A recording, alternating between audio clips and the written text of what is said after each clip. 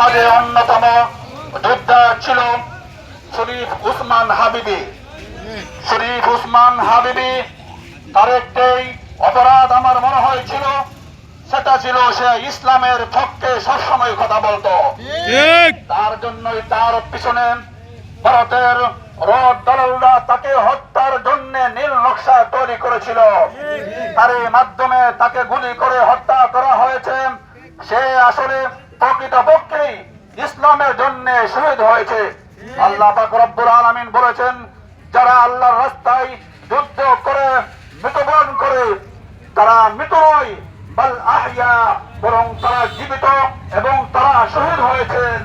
অতএব আমরা সবাই জানি, আমি আরেকটি কথা বলতে হয়, পূর্বেরও যিনি নির্বাচন কমিশনার ছিলেন আউয়াল সাহেব, আমাদের চন্দ্রের পেশাব হুজুর যখন আওয়ামী লীগ সন্ত্রাসী বাহিনীর মাধ্যমে আহত হয়েছিলেন, সে বলেছিল উনি কি ইন্তেকাল করেছে। ঠিক তেমনি ভাবে বর্তমানে যে নির্বাচন কমিশন, সে বলেছে শরীফ উসমান হাদি কি আহত হয়েছে। এটা একটা সামান্যতম বিচ্ছিন্ন কথা। অতএব আমরা সুস্পষ্ট ভাষায় বলতে চাই, বর্তমান নির্বাচন কমিশনকে জাতির সামনে সে তওবা করতে হবে, ক্ষমা চাইতে হবে, না হয় তাকে আমরা সবাই রাজপথে আন্দোলনের মাধ্যমে তাকে অপসারণ করছে করে আমরা একজন ভালো নির্বাচন কমিশন আমরা সেই পদে বসাবো।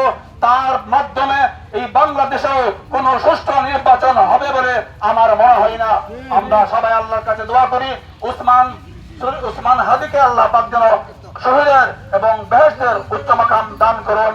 বাংলাদেশ জিন্দাবাদ, আটদলীয় জোট জিন্দাবাদ, নিপাত যাক, নিপাত যাক, সন্ত্রাসীরা নিপাত যাক, নিপাত যাক, নিপাত যাক, খুনিরা নিপাত যাক, নিপাত যাক, নিপাত যাক, খুন খারাপিরা নিপাত যাক, চোর ডাকাতরা নিপাত যাক, সন্ত্রাসীরা নিপাত যাক। নারায়ে তাকবীর।